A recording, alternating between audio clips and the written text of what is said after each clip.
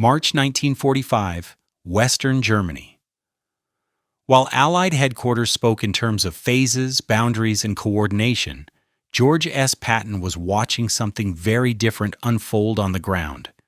It wasn't just that the German army was collapsing faster than expected. It was how badly Allied command was failing to adapt to that collapse in real time. Patton did not arrive at this conclusion emotionally. He arrived at it empirically. Every morning, before official SHAEF situation summaries even reached his desk, Patton was already reading raw 3rd Army G2 inputs, prisoner interrogations, rail traffic observations, fuel dump captures, abandoned headquarters logs, civilian reports from towns overrun hours earlier than expected. These were not polished intelligence products. They were messy, immediate, and brutally honest. And they told a consistent story. German resistance was evaporating faster than the Allied command structure could process. SHAEF orders, by contrast, lagged reality. Patton noticed the pattern first in Lorraine. German units that SHAEF still listed as capable of delaying actions were already disintegrating. Supply depots marked as contested were empty. Rail junctions listed as potential choke points were abandoned overnight. The map in his headquarters was changing faster than the map in Eisenhower's. At first, Patton assumed this was normal friction. Big headquarters always lag, but the gap kept widening. SHAEF directives arrived based on conditions that no longer existed. Boundaries were drawn for enemies already gone. Timelines assumed resistance that had vanished. Patton began marking his own overlays. He kept 2 mental maps of Europe. One was SHAEF's, careful, diplomatic, risk-averse. The other was built from 3rd Army movement reports, reconnaissance logs, and forward unit call signs. The second map terrified him because it showed opportunity slipping away by the hour. The deeper his army drove, the clearer it became that centralized control was now a liability. Patton believed modern war had crossed a threshold. Speed had overtaken coordination. Whoever exploited collapse fastest would shape not just the end of the war, but the peace that followed. And SHAEF, in Patton's view, was still fighting the last phase of the war, while the next phase had already begun. What disturbed him most was why SHAEF hesitated. The hesitation wasn't military. It was political. Patton could see it in the language of the orders. Phrases like avoid unnecessary provocation, maintain alliance cohesion, and adhere strictly to agreed boundaries appeared more frequently as German resistance faded. These were not battlefield considerations. They were diplomatic ones. SHAEF was no longer optimizing for victory speed. It was optimizing for alliance management, especially with the Soviet Union. To Patton, this was catastrophic. He had spent his career studying collapse, how armies break, how momentum compounds, how windows close. He knew that once a collapsing enemy is given time to reorient, even psychologically, the entire character of the war changes. Germany was no longer the only variable. Power vacuums were forming behind the front lines, and someone would fill them. Patton began to see SHAEF orders not as wrong in isolation, but wrong in sequence. They were correct for a war that no longer existed. The pattern became undeniable during the 3rd Army's rapid advance east of the Rhine. Patton's units were moving so fast that corps commanders were improvising supply solutions on the fly. Fuel convoys rerouted themselves.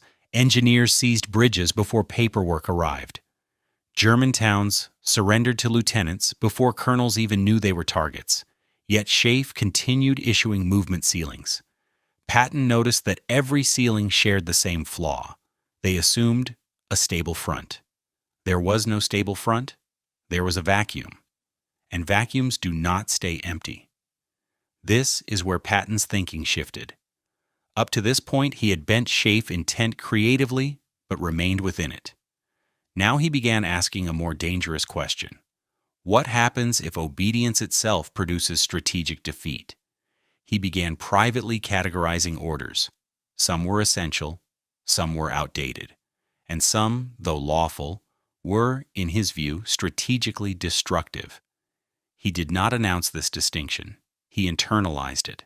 The evidence kept piling up. German prisoners began telling Third Army interrogators that they were no longer receiving orders from higher command. Entire formations were dissolving without resistance. Civilian officials reported that German authorities had simply fled. Meanwhile, intelligence summaries from Eastern Europe painted a darker picture. Soviet units were moving with purpose, seizing infrastructure, installing control mechanisms immediately after occupation. Patton connected the dots before most Allied commanders did. If the Western Allies paused while Germany collapsed, the Soviets would not. And once territory was absorbed into a Soviet security structure, it would not be negotiated away later. What looked like coordination now would become concession later. To Patton, SHAEF's caution wasn't neutral. It was directional. Every delay favored one side. The realization hardened him. He began referring to SHAEF guidance not as orders to be executed, but as constraints to be managed. That distinction mattered. It allowed him to preserve outward compliance while maximizing operational freedom. He would no longer wait for permission to exploit collapse. He would move, then justify. This was not rebellion. It was something more subtle and more dangerous. Patton still believed in Eisenhower as a commander. He did not believe Eisenhower understood what was coming. Eisenhower was fighting to end a war cleanly. Patton believed the war was mutating in real time. The moment Patton crossed the mental line was not dramatic. There was no shouting match, no written refusal. It was a quiet recalibration. Obedience would now be conditional on outcomes, not instructions. From that point forward, Patton began operating on a principle he never put in writing. If SHAEF's orders aligned with battlefield reality, he would follow them. If they lagged reality, he would outrun them. This was the origin of everything that followed. The quiet defiance, the off-the-books momentum, the growing alarm in headquarters that Patton was becoming difficult. He had recognized the pattern before anyone else was willing to say it out loud. Centralized command was now slower than collapse, and slow command in a collapsing war decides the future. Before we go deeper into the documents, subscribe to WW2 Declassified. This channel covers the files, orders, and decisions history books skip. Section 2 shows what the official record tried to bury. By the time the Third Army crossed deep into central Germany, Patton understood a truth most commanders never articulate while still in uniform. Wars are not controlled by written orders. They are controlled by what everyone understands, but refuses to write down. At SHAEF headquarters, authority moved through paper, typed directives, logged acknowledgments, formal chains of command. That system worked when fronts were stable and timelines predictable. In March and April of 1945, nothing about the front was stable, and nothing about time was predictable. Patton began operating in the gap between intent and instruction. It started quietly, almost invisibly. Orders arrived from SHAEF framed as guidance rather than commands. Language mattered. Phrases like, as circumstances permit, subject to local conditions, and commander's discretion appeared more frequently as German resistance collapsed. These phrases were meant to provide flexibility. Patton treated them as authorization. What made this possible was SHAEF's own structure. SHAEF orders were written for multiple armies simultaneously. They were broad by necessity. They could not anticipate how quickly one army might move compared to another. That meant enforcement relied less on compliance and more on reporting. If movement was justified after the fact, it became reality. Patton learned to move faster than the paperwork. Third Army logs show repeated instances where unit movements were reported after they had already occurred, framed as exploitation of unforeseen opportunity. These weren't falsifications. They were tactical facts presented retroactively. By the time SHAEF staff reviewed them, Reversing the action would have been more disruptive than accepting it. This was not insubordination. It was procedural momentum. The most critical tool Patton used was verbal authorization. He understood that senior commanders often spoke more freely than they wrote. In meetings, conversations, and informal briefings, intent was expressed without precision. Patton listened carefully.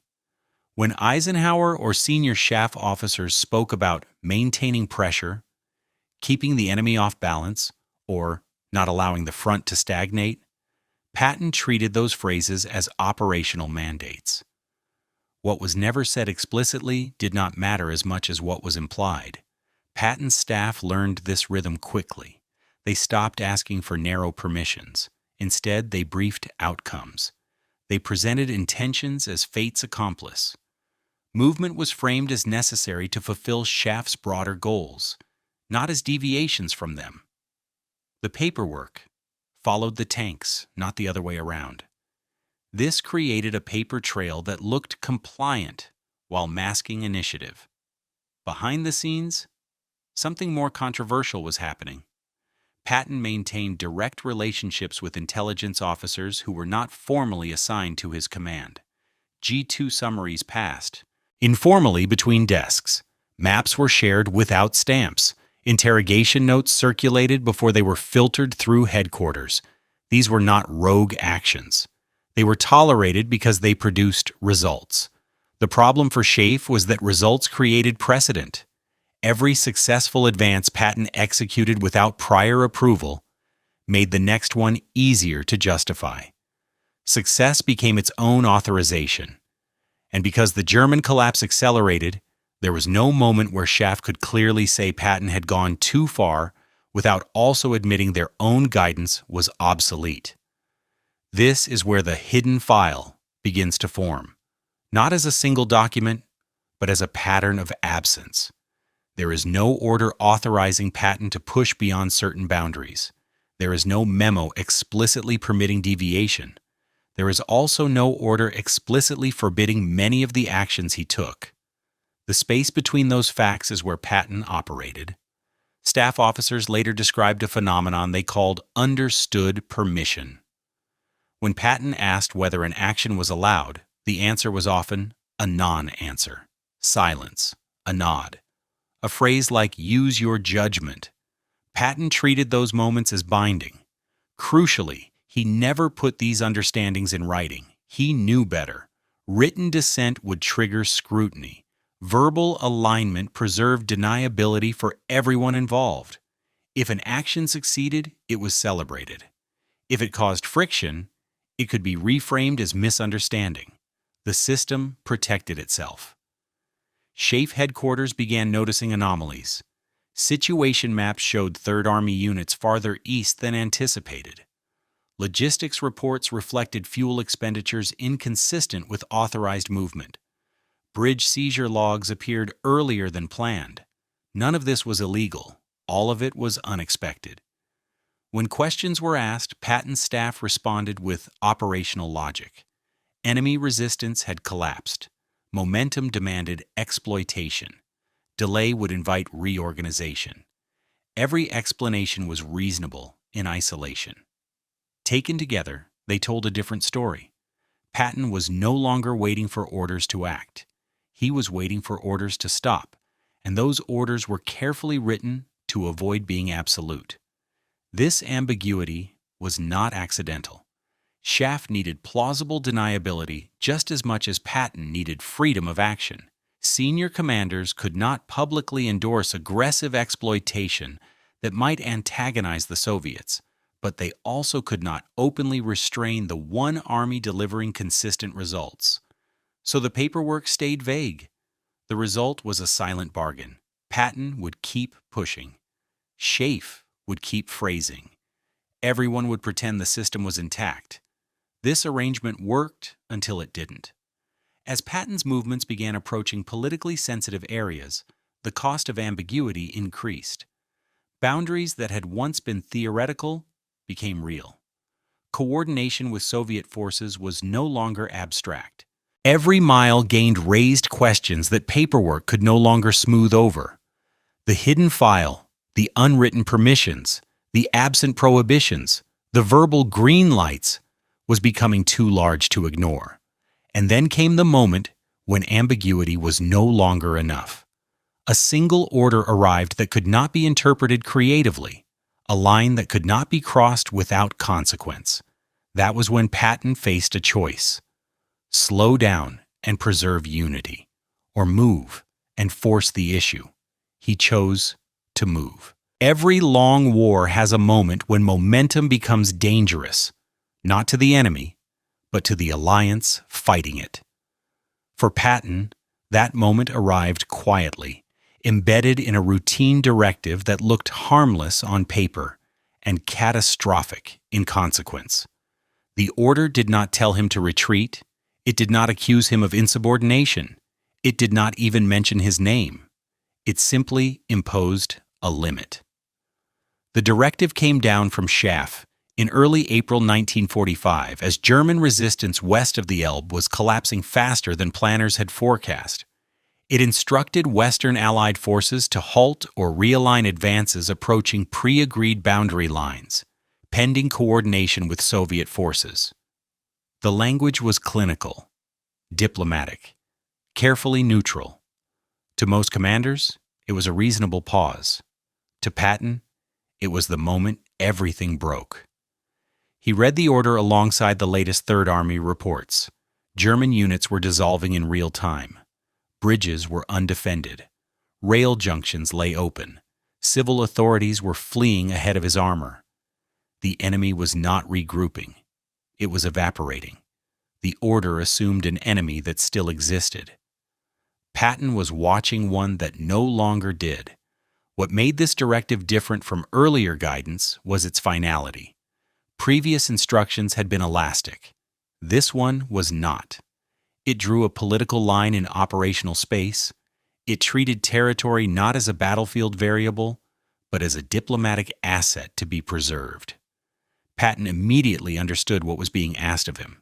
He was being told to slow the Third Army, not because the Germans required it, but because the Soviets did. This was the turning point. Patton gathered his senior staff and did something unusual. He did not rant. He did not argue emotionally. He asked one question and one only. What happens if we stop now? The answers were operational, not ideological. If the Third Army halted, German units east of their front would not suddenly reconstitute. They would surrender to someone else. Infrastructure would not remain neutral. It would be seized. Administrative control would not wait for conferences. It would be imposed. Patton's staff understood the implication without saying it aloud. Stopping did not preserve balance. Stopping decided it. The order placed Patton in a dilemma no commander wants to face.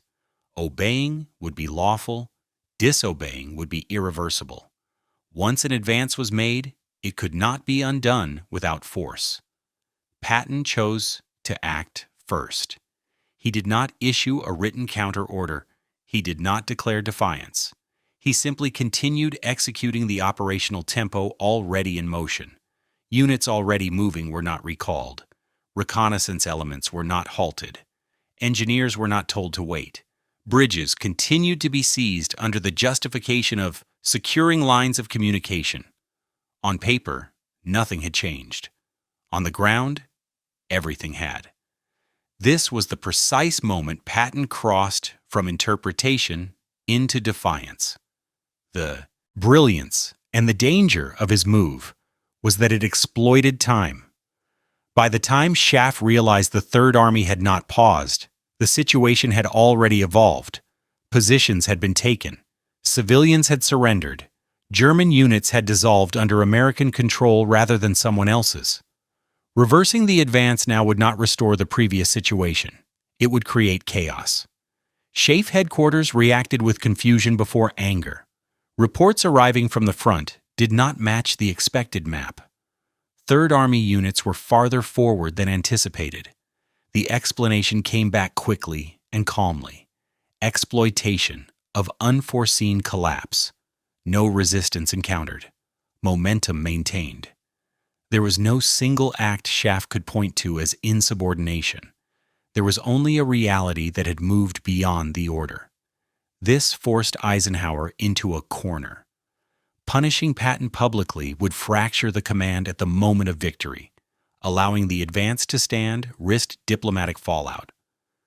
Eisenhower chose the only option left to him: containment without confrontation. He issued clarifying guidance rather than direct rebuke.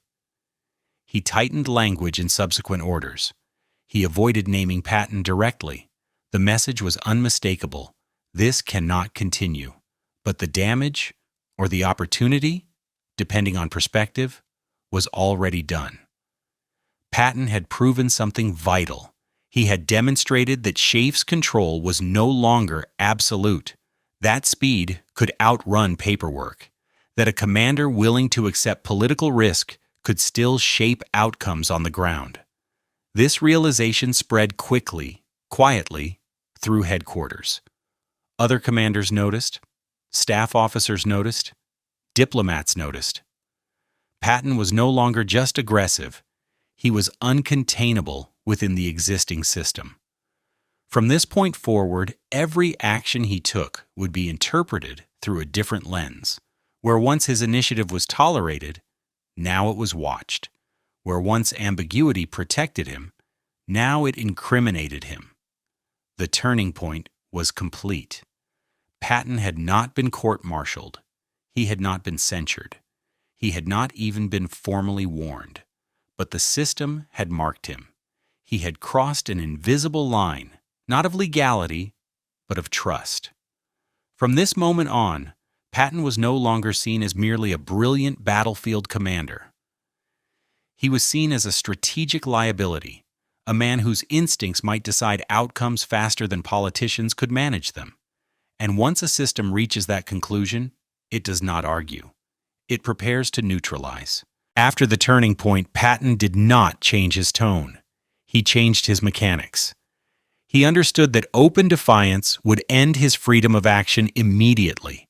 What he needed was a way to keep the Third Army moving while preserving a surface appearance of compliance.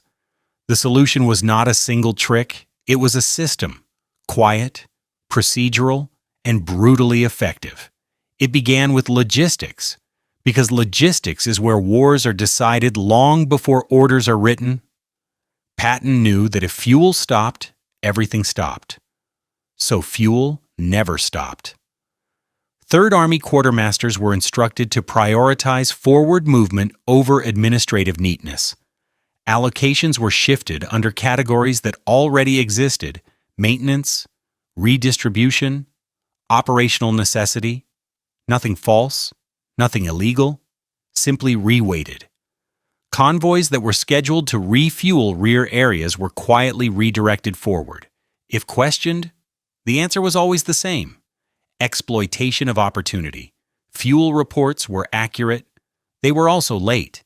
By the time higher headquarters reviewed consumption, the tanks had already crossed the next river. Next came bridges. Patton's engineers were told to treat bridge seizure as a defensive necessity, not an offensive act. The language mattered. Bridges were secured to protect lines of communication. River crossings were stabilized to prevent enemy demolition. Each seizure was framed as insurance against hypothetical German counteraction, even when no German units remained. The paperwork followed the seizure, not the other way around. Once a bridge was taken, it created a fact on the ground that no staff officer wanted to reverse.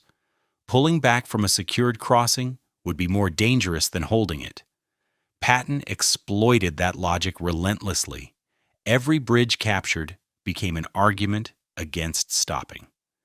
Then there was reporting discipline.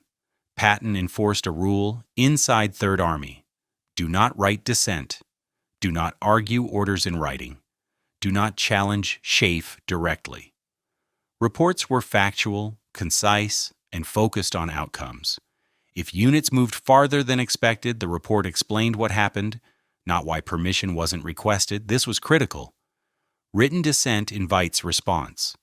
Written facts invite acceptance. Patton also manipulated timing. Movements were scheduled at moments when headquarters transitions were occurring. Shift changes, conference days, report cycles. Orders that arrived late in the evening were acknowledged promptly, but acted on cautiously. Orders that arrived in the morning were sometimes overtaken by events before noon. This wasn't sabotage. It was tempo. The Third Army moved faster than the command cycle could correct. Behind this tempo was compartmentalization.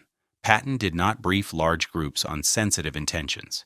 He spoke in fragments. Corps commanders received objectives without context.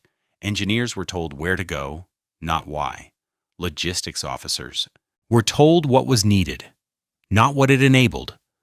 No single officer outside Patton's inner circle could describe the entire operational picture. This protected everyone. If questioned, each officer could truthfully say they followed orders within their remit. No paper trail connected the fragments into a defiant whole. The system absorbed the motion without recognizing the design. Patton's intelligence handling reinforced this structure. He encouraged forward reconnaissance far beyond what SHAEF expected. Patrols were aggressive, continuous, and overlapping. Reports flowed upward rapidly, creating a constant justification for further movement. Every mile advanced generated intelligence that argued for the next mile. German surrender patterns became operational tools. When entire towns capitulated without resistance, Patton treated that as proof that delay was unnecessary. Civil affairs teams were moved in quickly, creating administrative presence that further entrenched American control. Once civilians were interacting with American officers, withdrawing became politically awkward. Again, facts on the ground did the work. All of this functioned because SHAEF was constrained by its own success. The Allied leadership could not credibly punish the one army that was delivering rapid, clean results with minimal casualties. Publicly disciplining Patton would have required explaining why momentum was undesirable. That explanation would have revealed political calculations the Allies were not ready to admit. So SHAEF tightened language instead. Orders became more explicit. Boundaries were defined more sharply. Coordination requirements multiplied. Liaison officers appeared more frequently at Third Army headquarters. These were signals, not sanctions. Patton read them clearly. He responded by accelerating before the net could close. There is a temptation to describe this phase as reckless. It was not. It was calculated. Patton understood exactly how far he could go without forcing a confrontation. He also understood that the system he was exploiting was temporary. Once Germany fell completely, the political phase would dominate. Time was the enemy now. The off-the-books machine reached peak efficiency in the final weeks of the war. The Third Army's pace became a problem, not because it was illegal, but because it was uncontainable. It made coordination with the Soviets harder. It made diplomatic assurances harder to honor. It made future negotiations more complex. In short, it made politics harder. That is when the machine began attracting attention it could no longer deflect. Not because Patton broke rules, but because he exposed how fragile the rules had become. SHAEF no longer asked whether Patton was right. They asked how to stop him without admitting he was. And once that question is asked inside a bureaucracy, the answer is never operational. It is personal. The clampdown did not arrive with an accusation. It arrived with a change in tone. By late April 1945, the language flowing from SHAEF toward Third Army headquarters had hardened. Not openly, never openly, but unmistakably.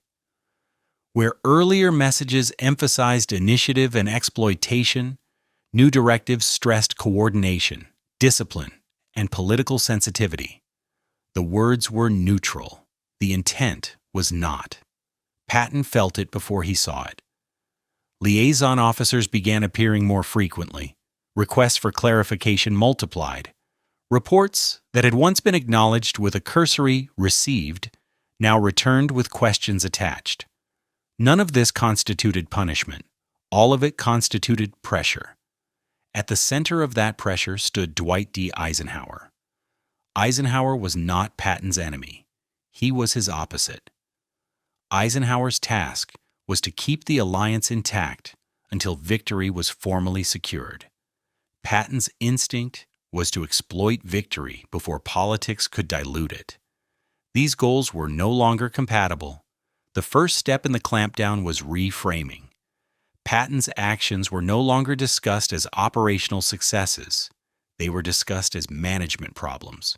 Internal memoranda began referencing his temperament, his public posture, and his difficulty aligning with broader objectives. None of these phrases accused him of wrongdoing. They questioned his reliability. This mattered because reliability, not legality, determines who retains command. Washington soon followed suit. The War Department did not issue reprimands. It asked questions about press risk, about post-war optics, about the danger of one commander appearing to set policy by movement. The implication was clear. Patton was becoming a political variable the system could not control. The clampdown intensified through visibility management. Patton's access to high-level discussions narrowed. Invitations arrived later or not at all. Decisions affecting Third Army were increasingly finalized before his input was requested. This was subtle isolation, not discipline. He remained in command. He was simply less consulted. Then came reassignment pressure. The language used internally was careful. No one spoke of removal. They spoke of rebalancing, transition planning, and appropriate roles for the post-war phase. These were bureaucratic euphemisms for sidelining. The reason was straightforward. Court-martialing Patton would have been disastrous. He was too visible, too successful, too popular with troops and the public. Any overt punishment would have raised questions SHAEF could not answer without exposing the political compromises underpinning the final phase of the war. So the system chose containment. Patton was not accused of disobedience. He was accused of being inconvenient. Press management played a critical role. Incidents unrelated to operational performance were amplified. Comments were contextualized as reckless. Nuance disappeared. The narrative shifted from brilliant commander to difficult personality. This reframing provided cover for administrative action without operational justification. Patton recognized what was happening. He did not fight it publicly. He understood that open resistance would validate the narrative being constructed around him. Instead, he continued to speak plainly in private and recorded his views in personal notes rather than official channels. His operational freedom narrowed. His conviction hardened. The decisive move came after victory in Europe. With Germany defeated, the justification for Patton's tempo vanished. The political phase had arrived. Occupation, diplomacy, and alliance management replaced maneuver warfare. In that environment, Patton's strengths became liabilities. His reassignment was presented as routine. No scandal, no trial, no formal rebuke, just a change of command. The clampdown was complete, not because Patton had been wrong, but because he had been too right too early. His actions exposed a gap between battlefield reality and political intent that the system was not prepared to reconcile publicly. By neutralizing Patton quietly, SHAEF preserved the appearance of unity. The cost was historical clarity. What remained was the question Patton had forced into the open through action rather than words. Who decides the end of a war? The generals who see collapse, or the politicians who manage peace? The answer, in Patton's case, was decisive. When the war in Europe officially ended, the system moved quickly to stabilize the story of how it had been won. That story required clarity, it required unity, and it required discipline. What it did not require was a senior commander whose actions exposed how fragile Allied control had become in the final weeks of the campaign. Patton's defiance, quiet, procedural, and operationally effective, created outcomes that could not be undone. Large swaths of territory fell under Western Allied control earlier than anticipated. German units surrendered to American forces rather than dissolving into chaos or falling under alternate occupation. Infrastructure critical to post-war recovery, bridges, rail hubs, depots, was secured intact. None of this violated the letter of Allied orders. All of it complicated the politics of the peace. The problem for SHAEF in Washington was not what Patton had done. It was what acknowledging how he had done it would imply. It would mean admitting that centralized command had lagged reality, that political constraints had nearly overridden military opportunity, that individual initiative, not consensus, had shaped decisive outcomes at the end of the war. So the record was softened. After-action reports emphasized coordination. Timelines were generalized. Movements were described as inevitable rather than accelerated. The Third Army's momentum was absorbed into a collective Allied narrative.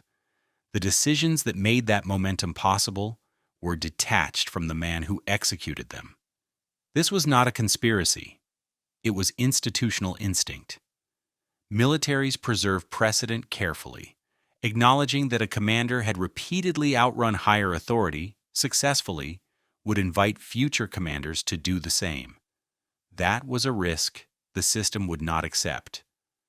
Patton's staff noticed the omissions almost immediately. Operational details they remembered vividly were absent from summaries. Moments of friction vanished from official histories.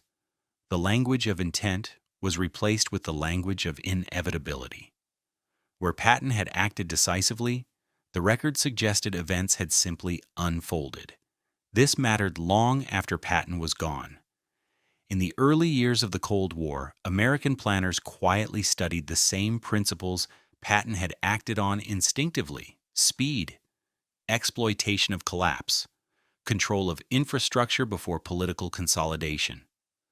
The very doctrines that defined later Western military planning echoed the behavior that had made Patton difficult in 1945. What changed was timing. Patton had acted before the political environment was ready to acknowledge those realities. History would catch up, but only after the consequences he warned about had already unfolded. In retrospect, the buried outcome becomes clear. Patton was not sidelined because he disobeyed orders. He was sidelined because he demonstrated that orders were no longer the decisive factor. That was an uncomfortable truth at the end of a war sold to the public as orderly, unified, and controlled. The system chose stability over transparency. Patton's legacy, therefore, split in two. Publicly, he became the aggressive tactician, brilliant but volatile, successful but inconvenient. Privately, within military circles, he became a case study in what happens when battlefield reality moves faster than command structures are willing to adapt. The buried outcome was not failure. It was precedent, carefully concealed. Patton proved that decisive moments are often decided not by authorization, but by who is willing to act before authorization becomes irrelevant. That lesson would quietly shape Western military thinking for decades. It simply would not bear his name. If you want declassified World War II history built on documents, decisions, and the moment's official narrative smoothed over, subscribe to WW2 Declassified. More suppressed operations, buried files, and forgotten command decisions are coming next.